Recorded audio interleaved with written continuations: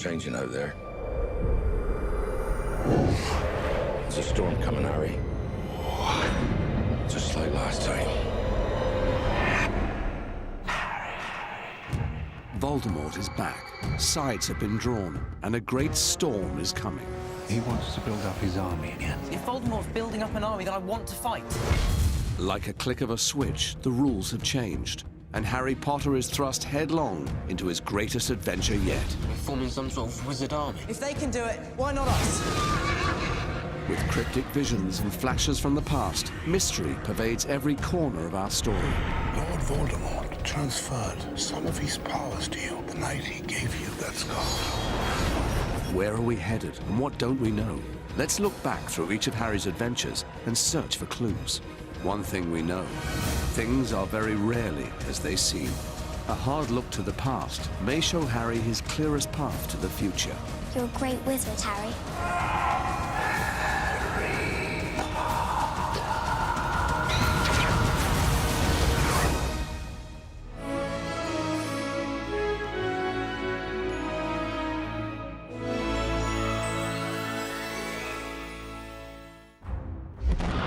You have been told that a certain dark wizard is at large once again. This is a lie. It's not a lie. I saw him. I fought. Detention, Mr. Potter. In Harry Potter and the Order of the Phoenix, the fifth in a series of 7 movies, we find Harry in a very different kind of adventure. It's a real sense of a growing danger that you can't quite define. Such a scary atmosphere. This time they're much more sort of together and as a team. Harry is taking action in a very different and more determined way, and it's truly heroic. Harry is haunted by his past, very much alone and looking for answers. This connection between me and Voldemort, what if the reason for it is that I am becoming more like him? In Order of the Phoenix, I think we have a sense that we're beginning to unravel the great mystery, which, of course, is the relationship of Harry to Voldemort. That this is not just a random series of events, but it's all leading to something. He's back. Voldemort's back. And if we're to know where their path is taking us, we should look first at how their paths became intertwined. It so happens that the Phoenix, whose tail feather resides in your wand, gave another feather. Just one other. It is curious that you should be destined for this wand when its brother gave you that scar. Understand this, Harry, because it's very important. Not all wizards are good. Some of them go bad. Voldemort went as bad as you can go. 14 years ago, Voldemort had huge numbers at his command. Even in these dark times, there were good wizards who fought back, calling themselves the Order of the Phoenix. But no one survived when Voldemort decided to kill them. Nobody, except one. Harry was the boy who lived. Voldemort shows up and he's going to kill baby Harry, and Lily stands in the way and he kills her and then tries to kill Harry and it rebounds and he turns into a phantom. What really happened? What would drive Voldemort to seek out baby Harry? And how could a mere child reverse his powerful magic? Was there someone else in the room? We don't know.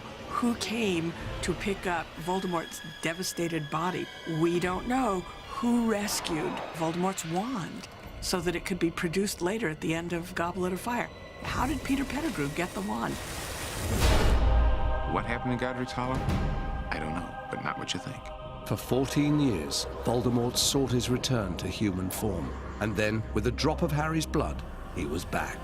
This is a psychological drama as much as it is, wands and wizards blasting one another.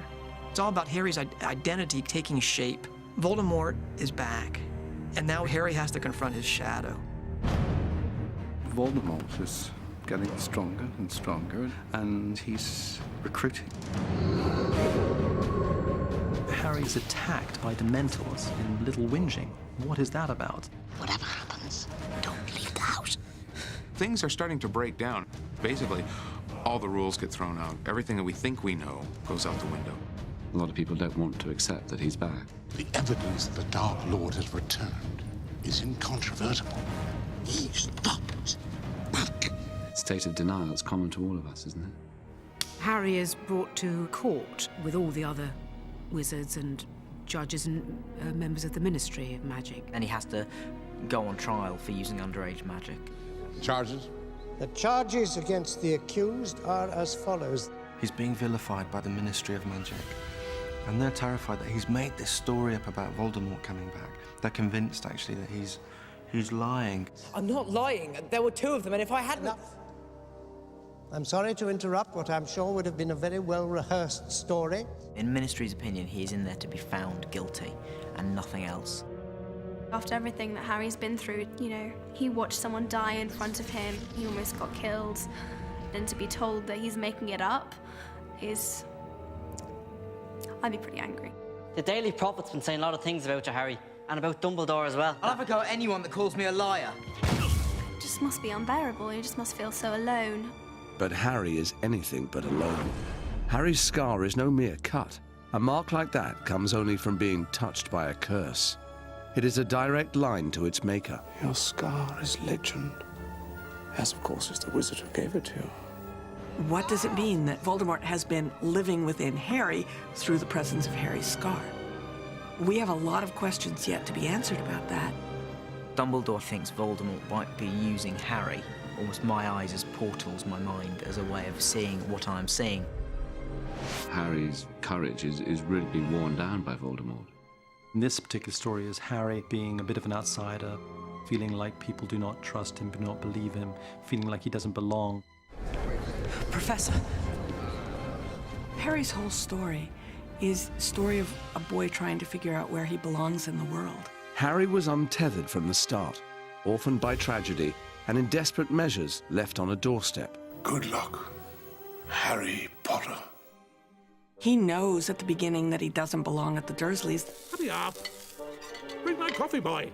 They make it clear to him every waking moment of his life. What happened? I swear I don't know. 1 minute the glass was there and then it was gone. It was like magic.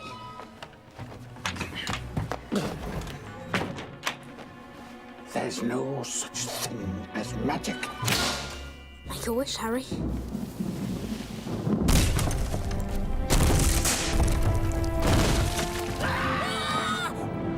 Sorry about that. And then along comes Hagrid and says, no, you belong in the wizarding world. You're a wizard, Harry. I'm a what? A wizard. And a thumping good, I'd wager. You're the boy who lived.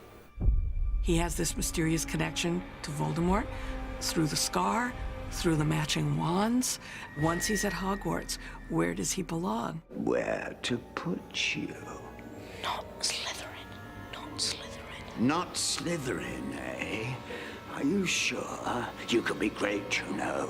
It's all here. He speaks Parseltongue, like Slytherins. Salazar Slytherin, he could talk to snakes too. Now the whole school's gonna think you're his great-great-great-grandson or something. But I'm not.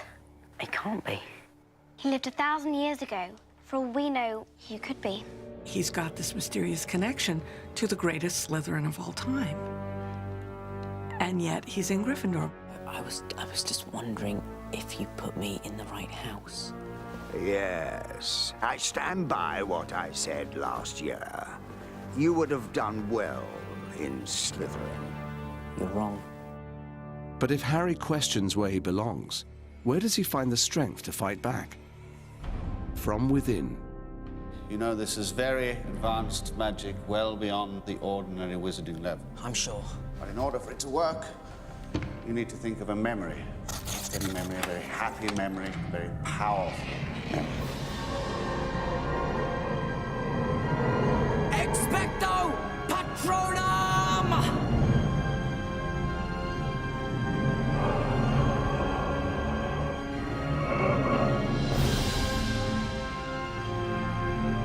I was thinking of him. And Mum. Seeing their faces. They were talking to me. Just talking. That's the memory I chose.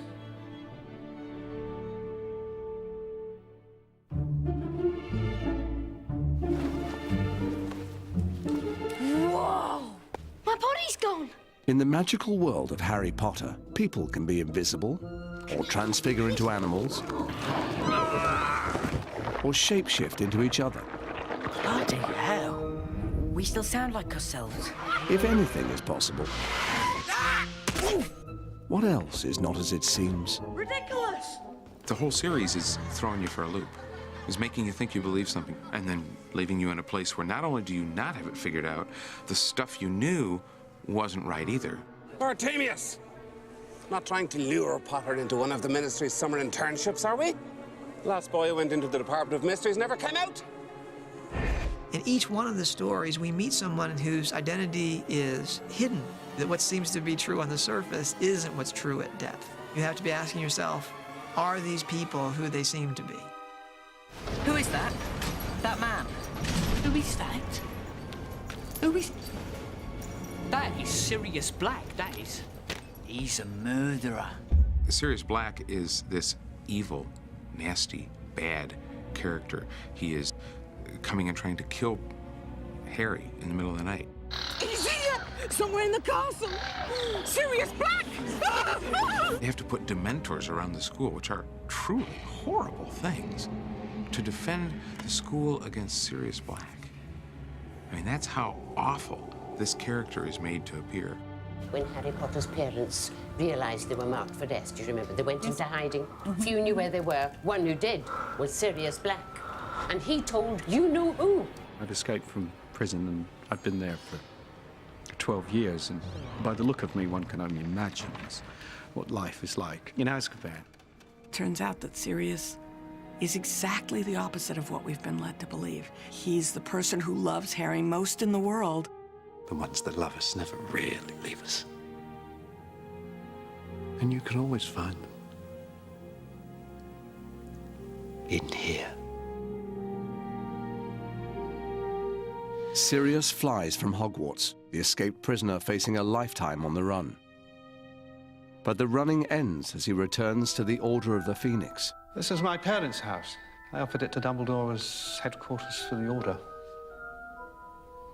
About the only useful thing I've been able to do. He's in hiding at the old family home. It's this rather dark and dingy mausoleum, really. He's basically a prisoner in his own home. He's still the prisoner. Our eyes misled us with Sirius. But when we look back at each of the films, we find that rarely can we trust what we see. This is Scabbers, by the way. Pathetic, isn't he? Just a little bit. You just don't know what's important until later.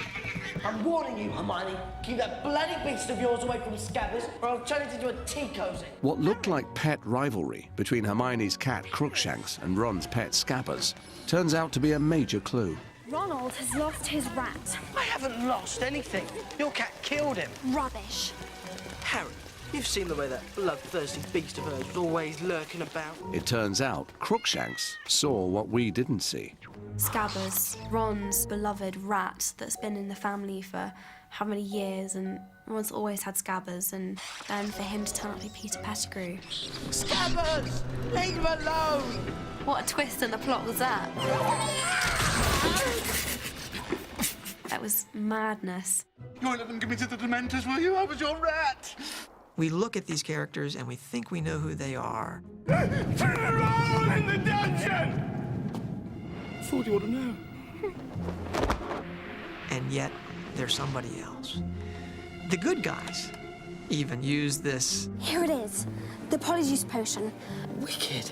Harry and Hermione and Ron brew Polyjuice Potion so that they can sneak in to Slytherin and get some clues from Draco. Why are you wearing glasses? Reading. Reading? I didn't know you could read. Later, the Polyjuice Potion allowed Mad-Eye Moody to appear to be one of the best allies that Harry could have. Oh no, you don't listen to me! I teach you to curse someone when their back is turned. We find, oh my goodness, Mad-Eye Moody isn't at all who he seems to be. Mad-Eye Moody happens to be a star Death Eater, and we've embraced him because we believe he's here to help us.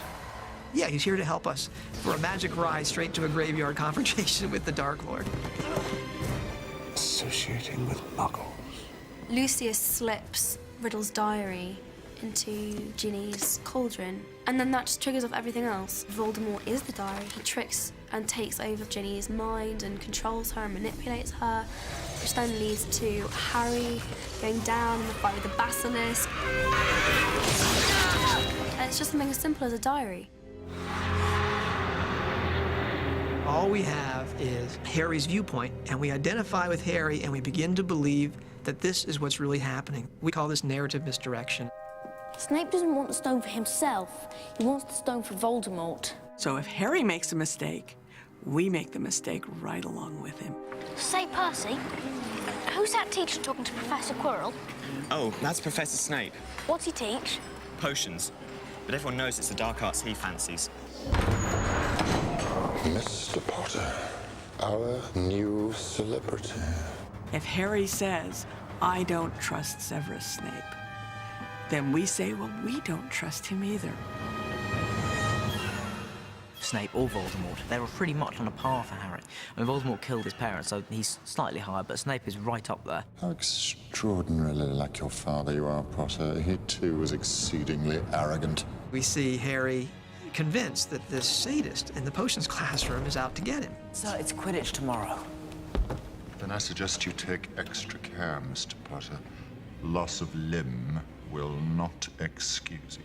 And he seems to have plenty of reason to think that. Even Hermione Granger at one point thinks that Snape is trying to, kill Harry. What's going on with Harry's broomstick? It's Snape! He's jinxing the broom! We find out that the truth is almost 180 degrees opposite. Snape tried to kill me. No, dear boy. I tried to kill you. And trust me, I would have succeeded. Even with Snape muttering his little counter-curse. Very seldom do we see Snape except for through Harry's eyes. Who is he really? He seems to be two things at once. He seems to be a Death Eater. You don't want me as your enemy, Quirrell. But he seems to be in the Order of the Phoenix. So what's really the truth? Is Snape a spy? Is he a double spy? Is he a triple spy? He could be any of those. It's a sign, Severus. You know what it means as well as I. There seems no clearer rule of thumb. The defense against the dark arts teacher, good or bad, will surely have a secret to hide. In the first one, Quirrell turns out to be a Voldemort-mobile. Gilderoy Lockhart. We find out that he's a fraud. Remus Lupin. We find out that he's a werewolf. Ridiculous! By the time we get to the fifth movie, and we're introduced to the defense against the dark arts character, we should be primed to be thinking, this person is not who they seem to be. Good morning, children. Dolores Umbridge is in that tradition of characters. You felt you were dealing with one thing and you're suddenly dealing with something very different. When you first see her, she's sort of just wearing all this pink. She's got this massive pink dress and this strange pink hat. And I think everyone at first thinks she's quite funny. I'm sure we're all going to be very good friends. That's likely. She's the pink spider. Professor Umbridge works for the Ministry and basically wants to be within Hogwarts walls because she feels that Dumbledore and Harry are telling lies to discredit the Ministry. I want you to write, I must not tell lies. She's sort of second in command to Cornelius Fudge, who's, just God in her eyes and will absolutely do her job to the nth degree. There's actually a really dark and damaged side to her. She is a complete megalomaniac who needs to be absolutely in control all the time, and if she's not in control, she becomes dangerous. Anything that veers from her view of the way things should be has no hope. Nothing will stand in her way, and Imelda plays that with a smile. She's so dedicated to helping these children to see the light. Or to see the pink, I think. I see her as a genetic splice between Doris Day and Freddy Krueger. She doesn't want them to be doing any spells. Wands away. There'll be no need to talk. Only to think's more like it. They are basically just writing lines every single lesson. And it's not just the students on the line. Could you please predict something for me? I'm sorry.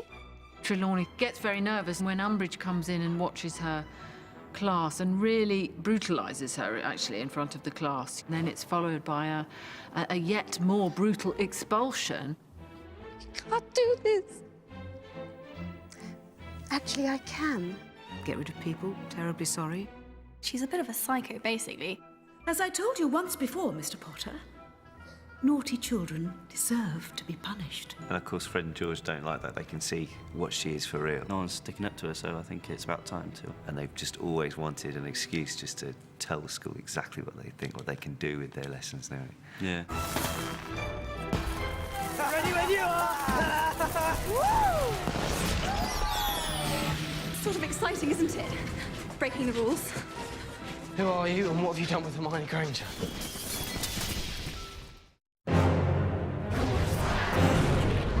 In Harry Potter and the Order of the Phoenix, a mysterious link to Voldemort weighs heavily on Harry. Haven't you always wondered what was the connection between you and the Dark Lord? Harry's obviously got that potential for evil inside him. Shut up! Shut up! That's sort of always been the worry for Harry, because ever since the first film when the Hat said, you should be in Slytherin. So the Sorting Hat was right. I should be in Slytherin. Why then did the Sorting Hat place you in Gryffindor? Because I asked it to. Exactly, Harry, exactly. It is not our abilities that show what we truly are. It is our choices. He doesn't even quite realize it, that really his choice is what is his strength. Why suffer an horrific death when you can join me and live? Never! It's more just being brave enough to realise and make the right decisions.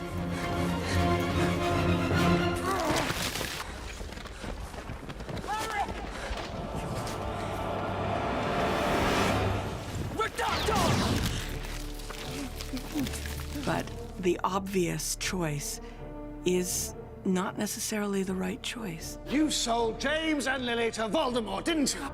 The Dark Lord. You've no idea the weapons he possesses. Such obscenities. What would you have done? I would have died! I would have died rather than betray my friends! You should have realized, Peter, that if Voldemort didn't kill you, then we would! Together! No! Harry saved Peter Pettigrew's life, and now Peter owes him. Peter has a life debt to Harry. That could be a handy thing for Harry later, to have someone in debt to him who has access to Voldemort. Voldemort may be after something. Something he didn't have last time. In this film, there's the fear something might have gone wrong in his head. The Dark Lord failed to acquire it. Oh, thank goodness. Next we need... Look at me! What's happening to me? There is such a relationship with Voldemort, such a connection with him, that he thinks this sense of evil must be stronger in him than it is in other people. But I think Sirius is the person who really helps him through that. I just feel so angry all the time. You're not a bad person. You're a very good person who bad things have happened to.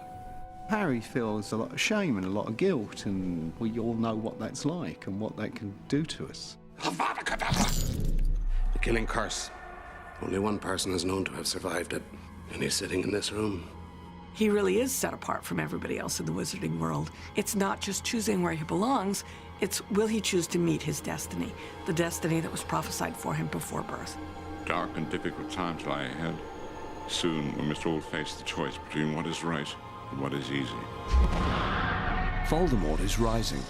His troops are gathering. A great war is in the offing. Do enjoy yourself, won't you? While you can. While at Hogwarts, We're not going to use magic. You will be learning about defensive spells in a secure, risk-free way. Harry and his friends are forbidden to learn even the simplest spells to defend against the dark arts. Enough is enough. Harry takes a stand. Harry becomes a man who stands against what's evil. First, we need to find a place of practice where Umbridge won't find out. We go underground. We form the DA, which stands for Dumbledore's Army. It's a guerrilla revolutionary organisation in many ways. Harry has to find a secret place where they can have these classes.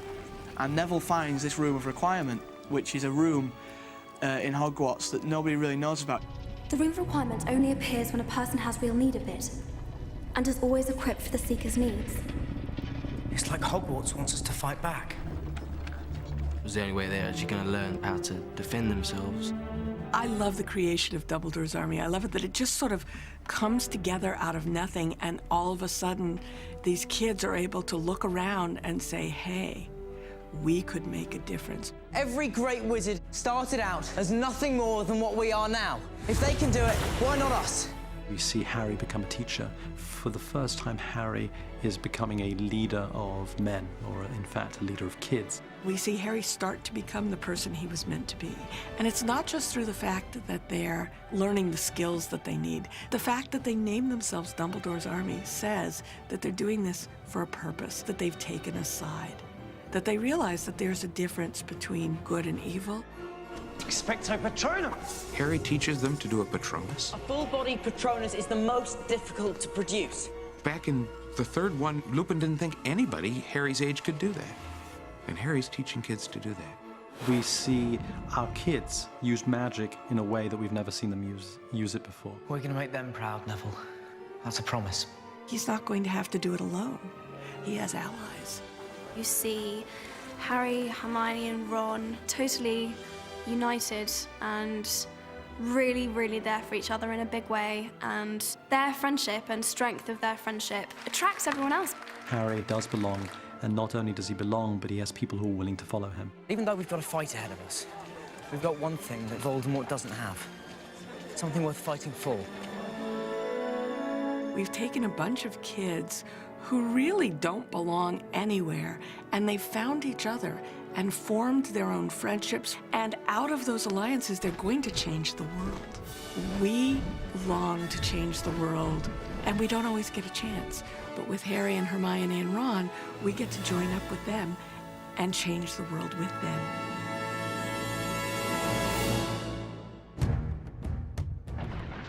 In Harry Potter and the Order of the Phoenix, we find that characters are often not as they seem, but also sometimes not as they have been judged. It's one of Joe's perennial themes, really, that you can't judge a book by its cover. Sometimes things that feel familiar and lovely can have a dark underside. Are you going to kill me, Harry? And things that are horrible and that you judge quickly, there can be something more to them. It's easy to just dismiss someone as being not liking them or whatever, but actually giving someone a chance, Hey, Potter! despite how you might at first dislike them, can be very, very difficult. Especially for someone like Harry, who I think is quite instinctual. How are you? Spectacular. Now, Harry, he's a good kid. He's got a good heart. He wants to make the right choices. He always wants to serve his friends. He never takes the easy way out. He's always looking to do the right thing. But he has some blinders on. What's the matter, Potter? Bit beyond your reach. When he meets someone, it'll be pretty instant whether he likes them or not. The lessons that he's learned generally over these films is that you can't ever assume something about a person. And in first place, Slytherin House. He really is convinced that anybody that has anything to do with the Slytherin house is a bad guy. He's had his bad experiences with Draco. I don't give a damn what your father thinks, Malfoy. He's vile and cruel, and you're just pathetic. Harry has this built-in hatred of Slytherin, which is beyond any reasonable hatred. He simply does not talk to someone because they're Slytherin. They're enemies automatically. Who do we know who thinks all Muggleborns are scum? But Malfoy, the heir of Slytherin. Well, maybe Ron's right, Hermione. I mean, look at his family. The whole lot of them have been in Slytherin for centuries. One of the major themes we see in all the films is about the evil of prejudice. Harry is a walking example of that. On the other hand, he's the example of that starting to break down. He is the one that puts Dumbledore's army together, which has 3 of the 4 houses all together. I'm okay. Draco will say horrible things about Ron because he's poor. You see, Weasley, unlike some, my father can afford the best. We see horrible things said about Hermione because she's a mudblood. Enemies of the heir, beware. You'll be next, mudbloods. Draco represents more than just a bad, mean kid. He represents the meanness of that intolerant attitude in Harry's life. I got a real treat for you today. A great lesson. God, this place has gone to the dogs. Wait until my father hears that Dumbledore's got this oath teaching classes. Shut up, Malfoy. The prejudice that's built into the world as it is now is its greatest weakness and is what Voldemort uses. Get out! It's the Death He is constantly working on distrust between different wizards. This castle will not only be your home this year, but home to some very special guests as well. Why did Dumbledore insist that they have a Triwizard Tournament? Because he knew that the only way they were going to defeat Voldemort is if he can start to gather good people together and try to get over the prejudices which are leaving the wizarding world ripe for Voldemort and his philosophy. Voldemort's philosophy, which comes down to every man for himself, you're only alone. Love is an irrelevance. Shall I divulge how I truly lost my powers? It was love. But no matter, things have changed.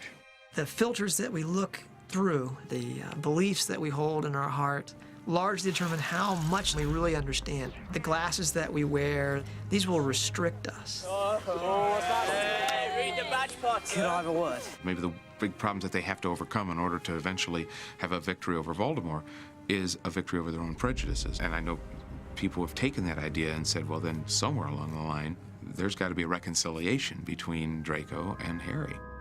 And though the wizarding world is a place where the oddest and quirkiest misfits find a home, even here, there are some that seem to be rejected by all. Everyone says Luna Lovegood. One of the wonderful Ravenclaw characters, Luna Lovegood, is chastised as being loony. Luna Lovegood is very eccentric, and she believes in all these creatures like Nargles that don't exist, but she's convinced they are. And all the kids kind of give her a wide berth because she's completely off the wall. The closer you get to her, though, you suddenly start to appreciate that she's actually talking a lot of sense. She is a glorious spirit, very comfortable with who she is, very much inhabits her own world. She's comfortable being on her own and dreaming. She kind of floats along through life. Everyone thinks she's a bit silly, but she's not. She's really clever. Well, if I were you-know-who, I'd want you to feel cut off from everyone else. Because if it's just you alone, you're not as much of a threat. She's, in a way, the most perceptive of the characters. She sees things that nobody else can see. If you take in the prejudice of the world against her, you'll miss out on all those things. She's lost one of her parents. Harry's drawn to her because he feels they're sort of kindred spirits in a way. It's a strange bond between Harry and Luna. They're both outsiders. Luna introduces Harry to another group of outsiders, the magical creatures known as Thestrals. You're not going mad. I can see them too. Thestrals can only be seen by people who've seen death, and it's quite intimidating and quite scary. And then later in the forest, Luna introduces him to them properly. They're quite gentle, really, but people avoid them because they're a bit different. If you can imagine the apocalypse, they look like the type of things that the four horsemen would be riding. They are like the horses of death. When you look at them quickly, they're really scary. They're kind of dark and devil-like and spooky. And then when you get up a little bit closer, they're not that at all. They're actually quite beautiful and elegant and graceful and wonderful, in fact, when they spread their wings. Another character ready to spread his wings is the oft-forgotten, much maligned Neville Longbottom. Hi, guys. Hi, Neville. Neville starts off as really this sweet doofus who can't do anything right. He can't remember things. He can't do well in his classes.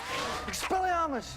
He can't use a wand well. He's just not a very good wizard. I think we have to be asking ourselves, now, why was Neville put in Gryffindor? Why was this wussy sweet kid put into the house of bravery and courage and boldness? Why is it always me? We find out this year everything that's happened to him in his life has been feeding this anger, and now he just wants to unleash it. Expelliarmus! Fantastic, Neville. Well done. His relationship with Neville, they find that they're actually even closer than they knew. So, how are we getting to London? He's not the person that Harry would have chosen to have by his side. Certainly he's not the person at the beginning of Sorcerer's Stone. If we were saying, let's pick the allies that Harry's gonna need, we would never pick Neville. He turned out to not be who we thought he was going to be, in a really lovely way. Bellatrix Lestrange. Neville Longbottom, is it? How's Mum and Dad? Better now they're about to be avenged. I think we get to see ourselves in the misfits of the world and get to say, you know what, it doesn't matter if I'm not the richest, prettiest, most powerful, smartest, most influential. What I do matters. What Luna does matters. What Neville does matters. And they're going to have a critical part to play in the making right of the world of Harry Potter.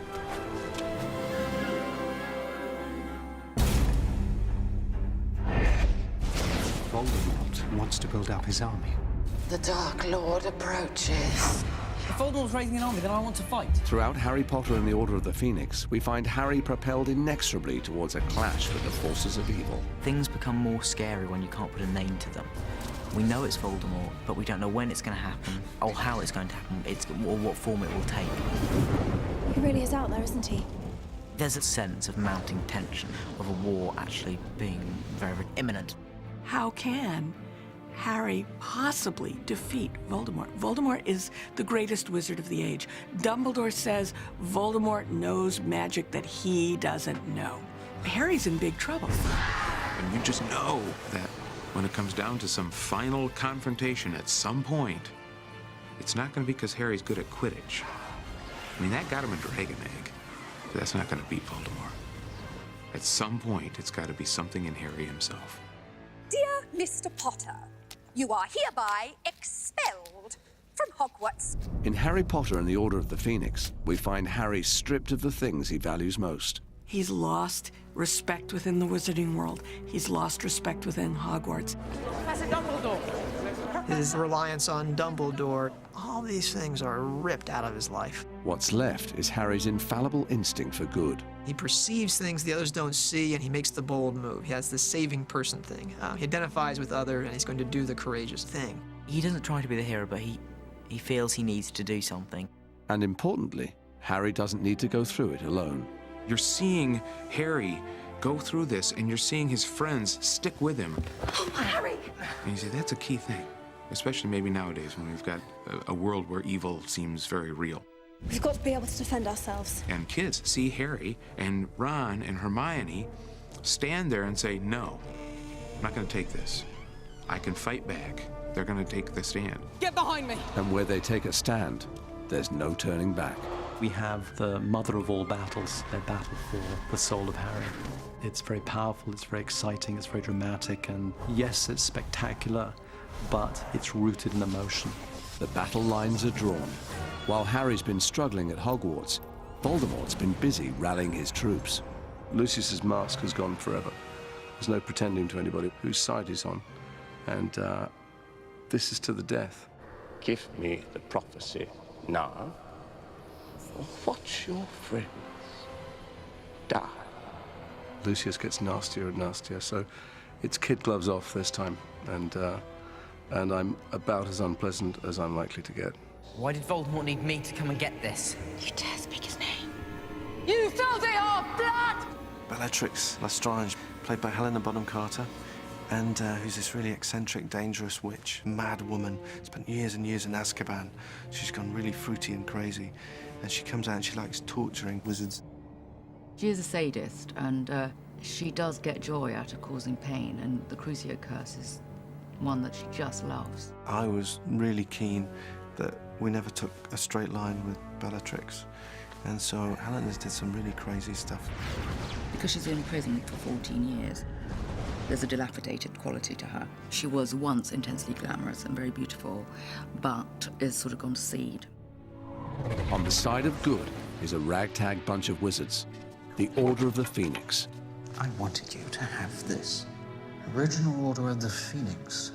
The Order of the Phoenix is an organisation which Dumbledore set up 16 years ago and had the task of defending the world against Voldemort, and got incredible sort of emotional value for Harry, I think, because both his parents were members. It's your turn now. At the heart of the Order is Harry's godfather, Sirius Black. Sirius, he's a little bit reckless. What's life without a little risk? Likes to live dangerously. With Mad-Eye Moody. Moody is slightly mad, but it's but at the same time he does feel evil very clearly. Not here, Nymphadora. Don't call me Nymphadora. And a new recruit, an irrepressible young witch, Nymphadora Tonks. She's the youngest person in the Order of the Phoenix, but she's very, very good at spells. I mean, she's very good. When at last the tension explodes, the mysteries unravel deep in the Ministry of Magic. We have a big wand battle, and we've not seen that happen before. Rictus Emperor! We've seen people training with wands at Hogwarts. We've seen Voldemort and Harry at the end of number 4, but this is the time that you get to see some Olympic-level ninja wandage. David Yates did say, when the Order of the Phoenix battle the Death Eaters, I want it to be like nothing anyone has ever seen on screen before. I don't want it to be neat. I want it to be messy and anarchic and quite violent. There's an art to selling a good fight. Making it look real, of course, and truly angry and aggressive, but also shaping it, a good fight. You know, it has its own story. Don't fight him, Harry. You can't win. More than just a spectacular fight, this is a battle for Harry's soul that neither he nor Voldemort can afford to lose. What was really impressive was that David Yates, I think, and Dan had worked together to really bring out the inner battle that's going on in Harry, the inner war of uncertainty. You will lose everything. Voldemort may have the followers and may have the power and weapons, but ultimately, he will never have what Harry has, which is the people who surround Harry. Whatever happens, they will stand by each other. Harry has that one thing that Voldemort doesn't have. Love.